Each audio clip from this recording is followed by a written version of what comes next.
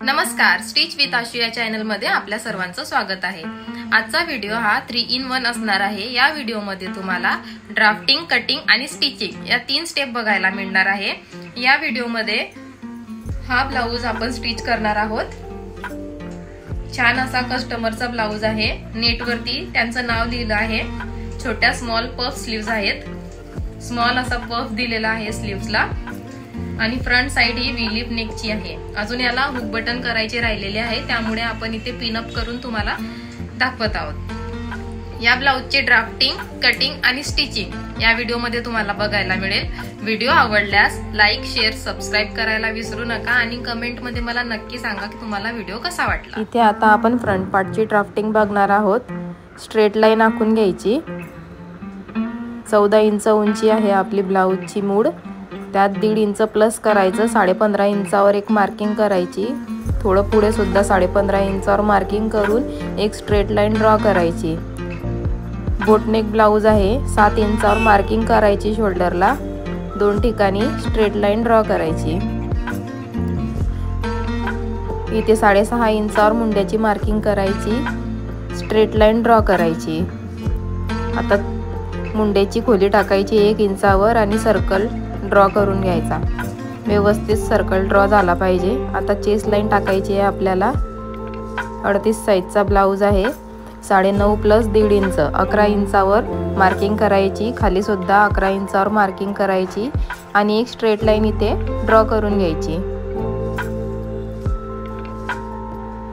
व्यवस्थित मोजून घ्यायचं। कमरेच्या साइडला 4 इंचावर मार्किंग करायची 2 ठिकाणी आणि स्ट्रेट 5 इंचावर मार्किंग करायची उभी आणि ही एक स्ट्रेट लाईन ड्रॉ करून घ्यायची।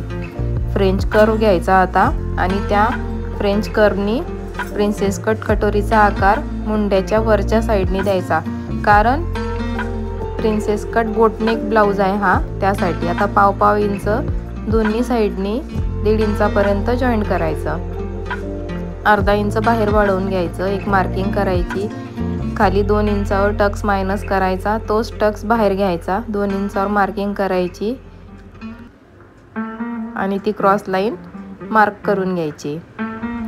इथे 1.25 इंचावर उंची टाकायची छोट्या लाईनीची आणि इथे पानगड्याचा शेप ड्रॉ करून घ्यायचा। आता दोन्ही साइडनी अर्धा इंचावर मार्किंग करायची। क्रॉस लाईन ड्रॉ करून घ्यायची। इथे सुद्धा क्रॉस लाईन ड्रॉ करून घ्यायची। हा आपला फ्रंट पार्ट रेडी आहे। आता बॅक पार्टची ड्रॉइंग बघायची आहे आपल्याला। स्ट्रेट लाईन ड्रॉ करायची। 14 प्लस 1 इंच अशी 15 इंचावर आपल्याला 2 ठिकाणी मार्किंग करून घ्यायची आहे। ही मार्किंग झाल्यानंतर स्ट्रेट लाईन ड्रॉ करायची। 7 इंचावर शोल्डर टाकायचा।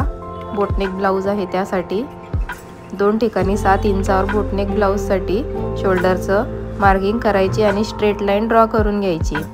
इथे 6.5 इंचावर मार्किंग करायची 2 ठिकाणी। इथे पण स्ट्रेट लाईन ड्रॉ करायची। आता मुंडा खोली टाकायची 1.5 इंच। बॅक साइडचा पार्ट आहे म्हणून याचा मध्य घ्यायचा आणि इथे पण सर्कल व्यवस्थित ड्रॉ करून घ्यायचं मुंड्याचं। आता चेस्ट लाईन टाकायची 9.5 प्लस 1.5 11 इंचावर मार्किंग करायची। खाली सुद्धा 11 इंचावर मार्किंग करायची आणि 1 इंच आतमध्ये मायनस करायचं। ही क्रॉस लाईन आता इथे आपण ड्रॉ करून घेऊ। हा आपला बॅक पार्ट सुद्धा रेडी आहे। आता कटिंग करून घ्यायची।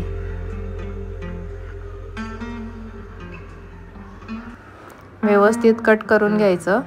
जी मार्किंग आहे त्याच मार्किंगवर आपल्याला कट करून घ्यायचं आहे। इथे अर्धा इंच हा मायनस केला आणि खाली हा 2 इंचाचा टक सुद्धा मायनस केला। आता बॅक पार्ट कटिंग करून घेऊया। जी मार्किंग आहे, ज्या लाईनी ड्रॉ केलेल्या आहे त्याच लाईनीवर आपल्याला कटिंग करून घ्यायची आहे। मेन फॅब्रिकवर अस्तर ठेवून सुद्धा आपण कट करून घेतलेला आहे।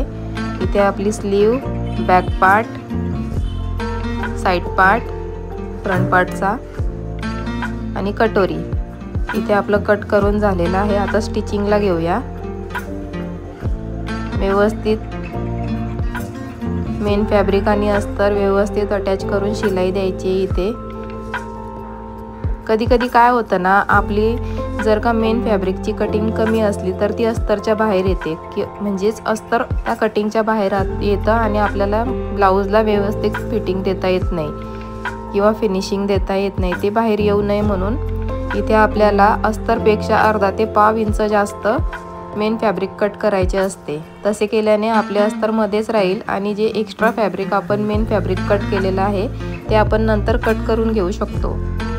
इथे आपली कटोरी रेडी आहे. दोघं साईडच्या कटोऱ्या आपण रेडी करून घेतलेल्या आहेत. आता स्लीवला सुद्धा व्यवस्थित अटॅच करायचं. मेन फॅब्रिक सरळ साईडने ठेवायचं, त्यावर अस्तर ठेवायचं आणि 1 पाव ते 3 लाईनी इतकी शिलाई मारून घ्यायची. इथे दाब शिलाई द्यायची, त्यावर 4ही साईडने आपल्याला शिलाई देऊन घ्यायची आहे. म्हणजे अस्तर आणि मेन फॅब्रिक हे अटॅच होऊन जाईल. इथे आपली स्लीव सुद्धा रेडी आहे. एक्स्ट्रा फॅब्रिक कट करून घेतोय आपण इथे आपल्या दोघं स्लीव ह्या रेडी झालेल्या आहेत व्यवस्थित. आता आपण फ्रंट पार्ट घेऊया. फ्रंट पार्टचा गळा त्यावर ठेवूया आणि जी मार्किंग आहे त्या मार्किंगवर शिलाई द्यायची आहे.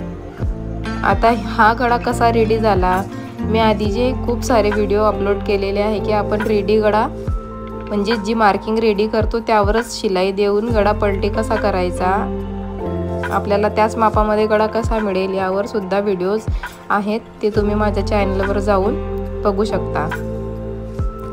आता इथे आपण दाब शिलाई देऊया. ब्लाऊज वेलवेटचा आहे त्यामुळे थोडं त्रास होतो, कारण आपण जेव्हाही शिलाई द्यायला घेतो तेव्हा अस्तर आणि मेन फॅब्रिक हे सटकतं एकमेकांवरून. आता 4ही बाजूनी शिलाई देऊन घ्यायची.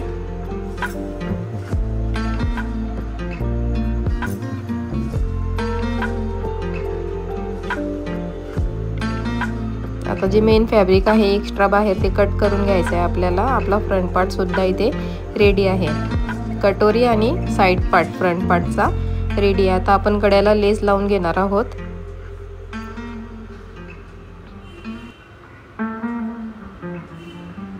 आपण सिंपल सुद्धा ठेवू शकलो असतो, पण लेस लावल्याने ब्लाऊजचा थोडा लुक डिझायनर मध्ये जातो.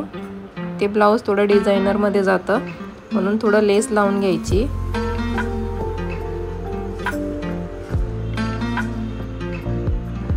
आपल्या फ्रंट पार्टला लेस लावून झालेला आहे. बघू शकता किती छान वाटतोय, वेगळाच लुक तयार होतो. आता फ्रंट पार्टला दोघं साईडनी पाव इंचावर शिलाई देऊन जो मधला सेंटर आहे तो कट करून घ्यायचा. आपले 2 साईड पार्ट रेडी झालेले आहे सेपरेट होऊन. आयपट्टी हुकपट्टी लावून झालेली आहे. आता इथे आपण कटोरी अटॅच करत आहोत प्रिन्सेस कटची.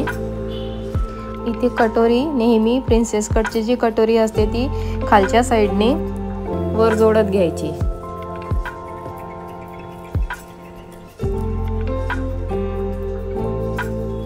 व्यवस्थित शिलाई देऊन घ्यायची. इथे आपली कटोरी अटॅच करून झालेली आहे. आता आपण बॅक पार्टचा गळा तयार करूया. बॅक पार्टच्या गळ्याला आपल्याला जी सर्कलवर मार्किंग केलेली आहे त्याच मार्किंगवर आपल्याला शिलाया द्यायच्या आहे. या गळ्याला मधोमध सेंटरला नेट लागणार आहे आणि त्या नेटवर आपल्याला कस्टमरचं नाव सुद्धा लिहायचं आहे. कट करून घ्यायचं सेंटर शिलाई देऊन झाल्यावर आणि गळा पलटी करून घ्यायचा. स्मॉल कट्स द्यायचे.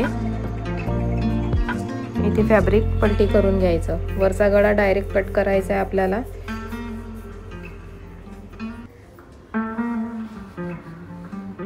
इथे दाब शिलाई द्यायची गळ्याच्या किनारीवर. वरचा गळा जो आहे ते मार्किंगवर शिलाई द्यायची आणि पाव इंचावरून शिलाईचा कट करून घ्यायचा.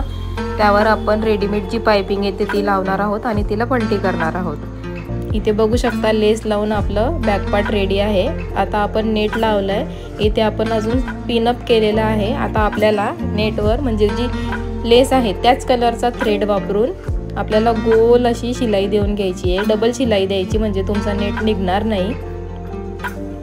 शिलाई देऊन झाल्यावर जो एक्स्ट्रा नेट आहे बाजूचा तो कट करून घ्यायचा आहे व्यवस्थित. पिन्स काढून घ्यायच्या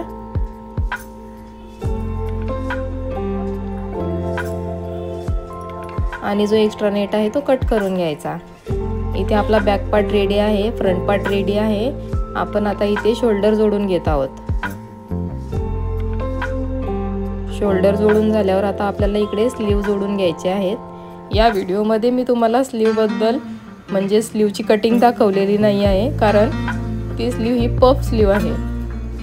त्या स्लीवची कटिंग आणि स्टिचिंग तुम्हाला बघायची असेल तर मला कमेंट करा, म्हणजे मी तो व्हिडिओसुद्धा नेक्स्ट व्हिडिओ अपलोड करेल. छान अशा पफ स्लीव्स आहे. जास्त मोठा पफ दिलेला नाही आहे त्या स्लीवला. साईड फिटिंग देत आहोत आता आपण ब्लाउजला. साईड फिटिंगच्या 3 शिलाया देऊन घ्यायच्या व्यवस्थित. मग आपला इथे ब्लाउज रेडी होतो. दोघं साईडने साईड फिटिंग देऊन घ्यायची. 3-3 शिलाया द्यायच्यात. इथे आपला ब्लाउज बघा रेडी झालेला आहे. फ्रंट पार्ट आणि बॅक पार्ट दोन्ही छान अशा फिनिशिंगने आपण रेडी करून घेतलेले आहेत. अशाच नवनवीन व्हिडिओसाठी माझ्या चॅनलला सबस्क्राईब नक्की करा.